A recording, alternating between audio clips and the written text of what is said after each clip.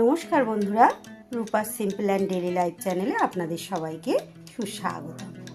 আবার চলে এসেছি আমি একটা নতুন রেসিপি নিয়ে। বাড়িতে যদি তড়কা ডাল না থাকে, মুসুর ডাল দিয়ে কত সুন্দর তড়কা তৈরি করে নিয়ে যায় সেটা আপনাদের সাথে শেয়ার করব।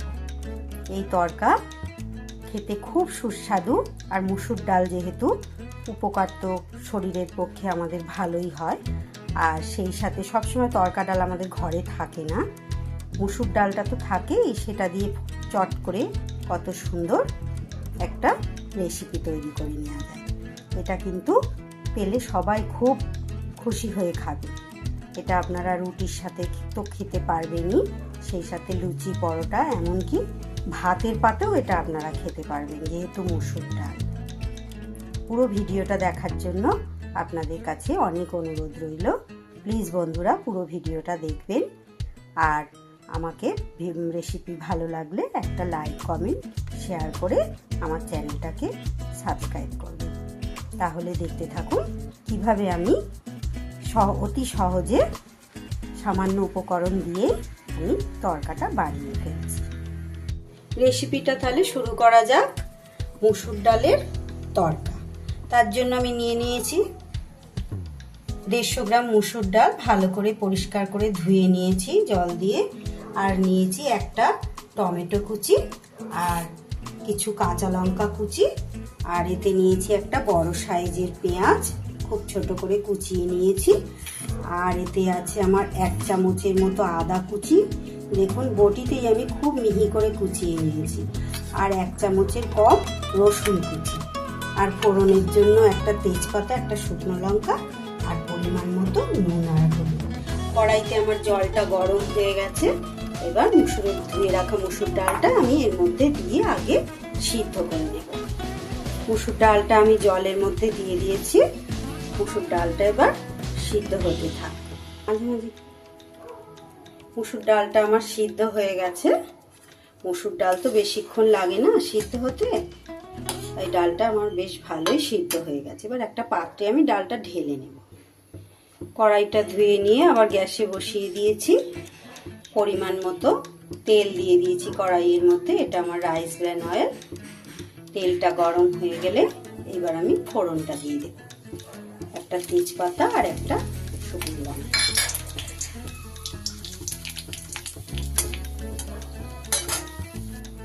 ফোড়নটা আমার হয়ে গেছে। এবার রাখা পেঁয়াজটা দিয়ে দিলাম। পেঁয়াজটা আমি একটু ছোট করে কুচিয়েছি।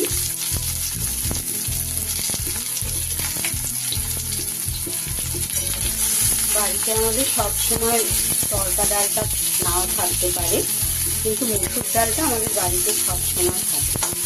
মুসুর ডালের কত সুন্দর তড়কা বানিয়ে নেওয়া যায় দেখুন। এটা তো রুটি দিয়ে তো খুবই ভালো লাগে, তার সাথে সাথে আপনারা পরোটা, লুচি দিয়েও খেতে পারেন। তার চেয়ে বড় কথা, এটা যেহেতু মুসুর ডালের, তাই এটা আপনারা ভাতের সাথেও খেতে পারবেন চাইলে, ভালো লাগবে। পেঁয়াজটা একটু নাড়া হয়ে গেছে। এবার দিয়ে দিলাম রসুন কুচি আর আদা কুচি।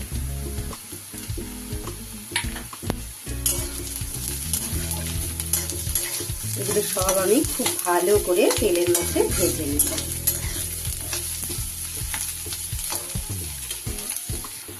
যতক্ষণ না আদা রসুনের কাঁচা গন্ধটা যাচ্ছে ততক্ষণ আমি এটা ভালো করে নিয়ে নেব তেলে।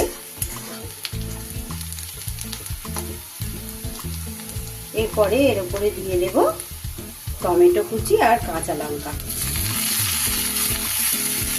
কাঁচা লঙ্কাটা আপনারা যে যার ঝাল অনুপাতে আপনারা দিয়ে নেবেন, যে যেমন ঝাল খান। একটু ভালো করে আবার ভেজে নেব। এবার আমি এর ওপরে নুন আর হলুদটা দিয়ে দিই। নুন দিলে একটু তাড়াতাড়ি টমেটোটাও নরম হয়ে যাবে।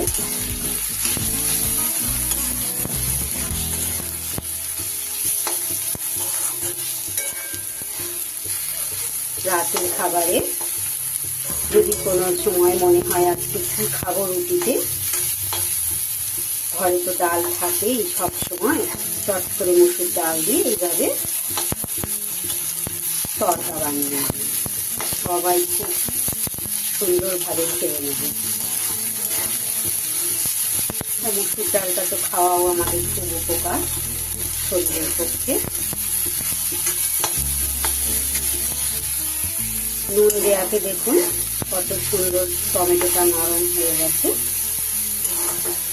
মশলাটাও আমার বেশ ভালোভাবে কষা হয়ে গেছে।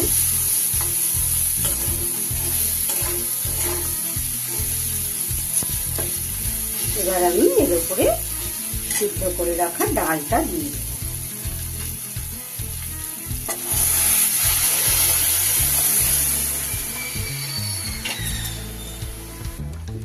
এটার মধ্যে আর একটু সামান্য জল আমি অ্যাড করে নিচ্ছি।